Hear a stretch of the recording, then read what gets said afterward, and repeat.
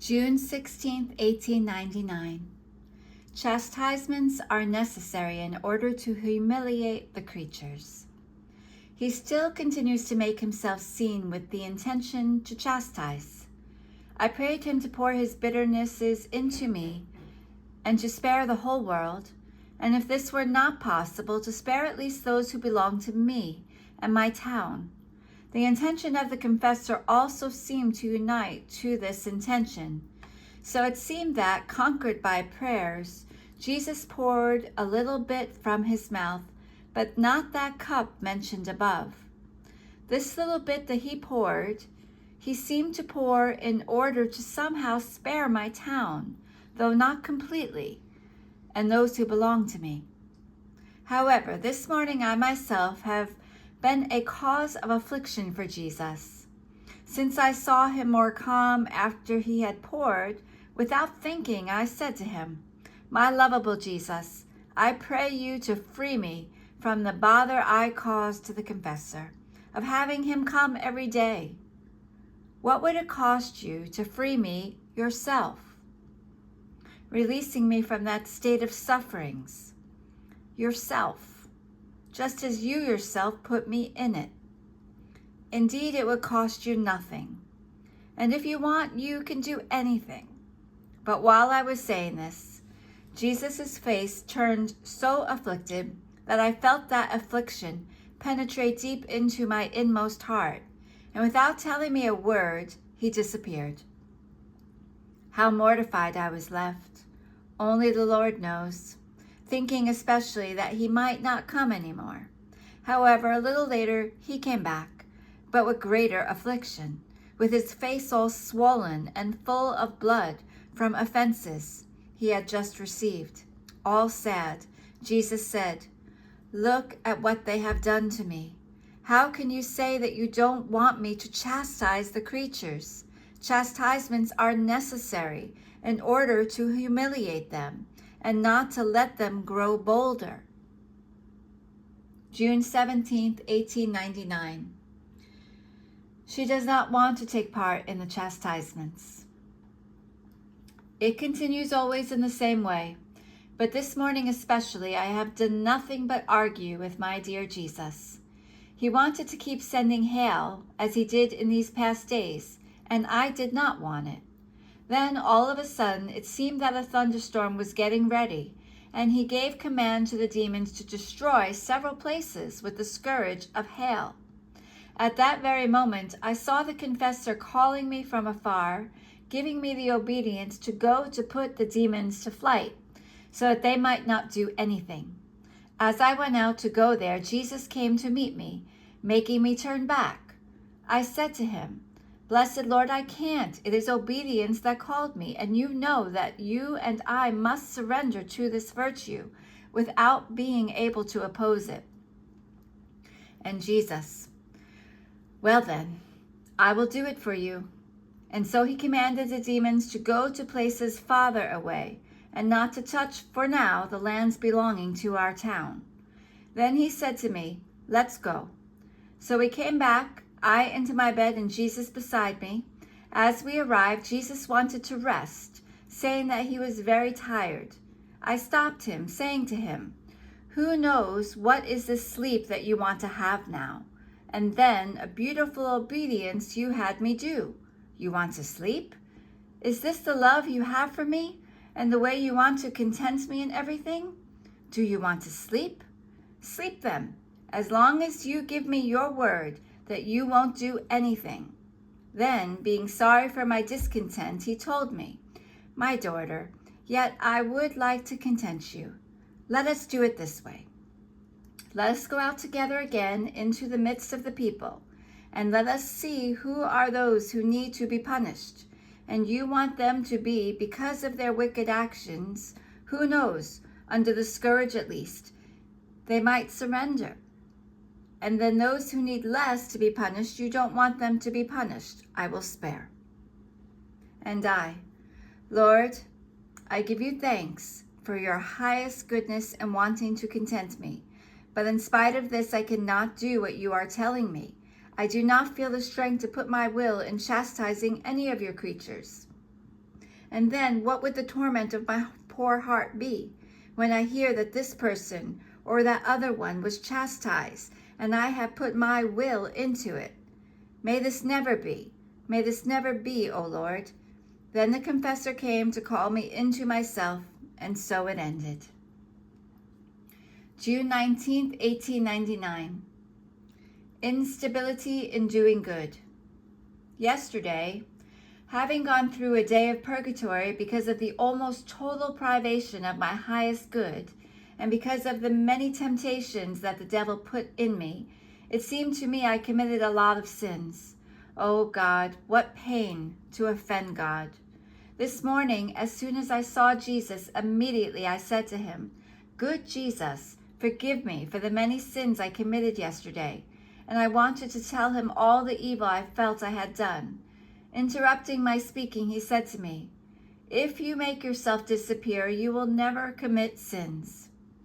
I wanted to continue to speak, but Jesus, making me see many devout souls and showing he did not want to hear what I wanted to tell him, continues saying, "What most displeases me about these souls is their instability in doing good.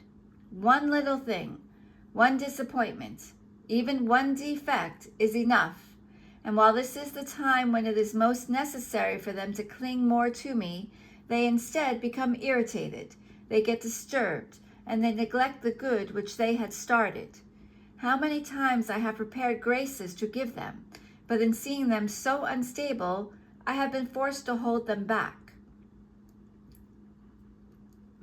Then, knowing that he did not want to hear anything of what I wanted to tell him, and seeing that my confessor was not well in the body, I prayed at length for him, and I asked Jesus various questions, which is not necessary to say here.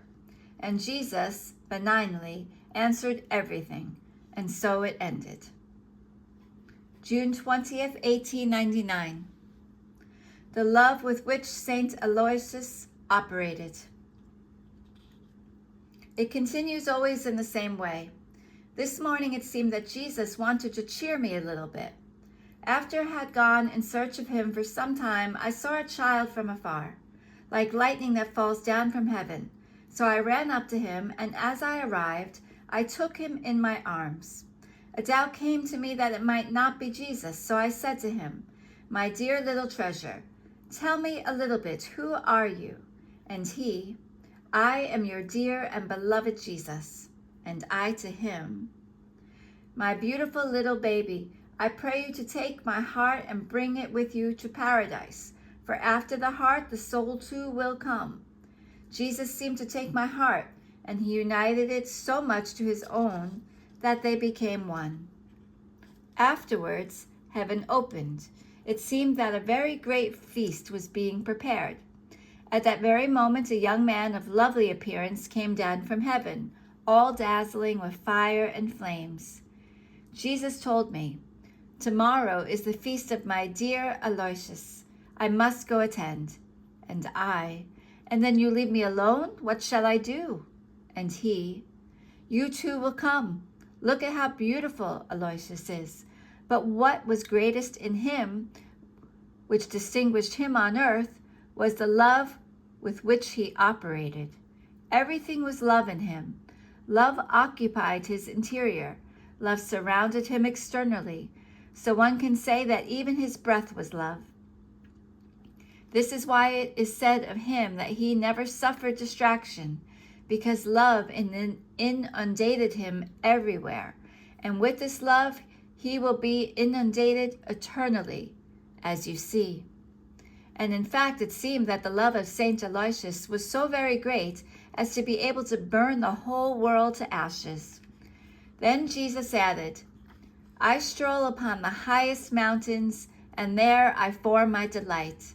Since I did not understand the meaning of it, he continued saying, "The highest mountains are the saints who have loved me the most, and in them I form my delight, both when they are on earth and when they pass into heaven. So everything is in love." After this, I prayed Jesus to bless me and those whom I was seeing at that moment, and he, giving his blessing, disappeared. June 21st, 1899. Jesus says, "For love of you, I will not leave Karato." Jesus jokes with Luisa. Since he was not coming, I kept thinking to myself, who knows whether Jesus will not come anymore, leaving me in abandonment. And I would say nothing but, "Come, my beloved, come." All of a sudden he came and told me, "I will not leave you. Never will I abandon you. You too, come to me." Immediately I ran to place myself in his arms. And while I was like this, Jesus continued saying, "Not only will I not leave you, but for love of you, I will not leave Karato." Then, almost without my realizing it, in one instance, he disappeared. I remained with a yearning for him more than before, and I kept saying, "What have you done to me? How is it so quickly you have gone away from me without even saying goodbye?" While I was pouring out my pain, the image of baby Jesus, which I have near me, seemed to become alive, and every now and then he would put out his head from inside the glass bell to see what I was doing. And when he would see that I noticed it, immediately he would go back inside. I said to him, "It shows that you are too impertinent and that you want to act like a child. I feel I'm going mad with pain because you are not coming and you are there playing. Well then, go ahead, play and joke, for I will have patience." June 22nd, 1899. Luisa does not let Jesus sleep.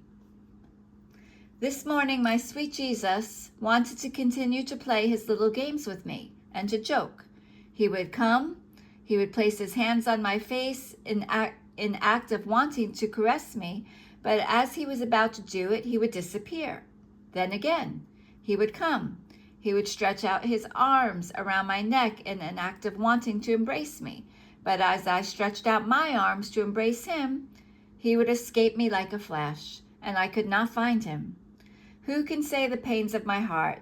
While my heart was swimming in the sea of immense sorrow to the point of feeling life failing me, Queen Mama came, carrying him in her arms as a child. And so we embraced, the three of us together, the Mama, the Son, and I. So I could have the time to say to him, "My Lord Jesus, it seems to me that you have withdrawn your grace from me." And he, "Silly, silly little one that you are, how can you say that I have withdrawn my grace when I am within you? And what is my grace if not myself?" I remained more confounded than before, seeing that I didn't know how to speak, and that in those 2 words I had uttered, I had spoken nothing but nonsense. Afterwards, the Queen Mother disappeared, and Jesus seemed to enclose himself inside my interior, and there he remained. Today then, during the meditation, he made himself seen sleeping inside of me. I was looking at him, delighting in his beautiful face, but without waking him up, content with at least seeing him, when in one instance the beautiful Queen Mama came again. She took him from within my heart, stirring him all over, hurriedly, so as to wake him up. After he woke up, she placed him in my arms again, telling me, "My daughter, don't let him sleep, for if he does, you will see what happens." A thunderstorm was preparing. Half asleep, the baby stretched out his little hands around my neck and squeezing me, he said to me, my mama, let me sleep." And I, "No, no, no, no, my beautiful one. I am not the one who does not want to let you sleep. It is Our Lady, Mama, that does not want it. And I pray you to content her. It is certain that nothing can be denied to a mama, and besides, to that mother." After I kept him in vigil for a little while, he disappeared, and so it ended.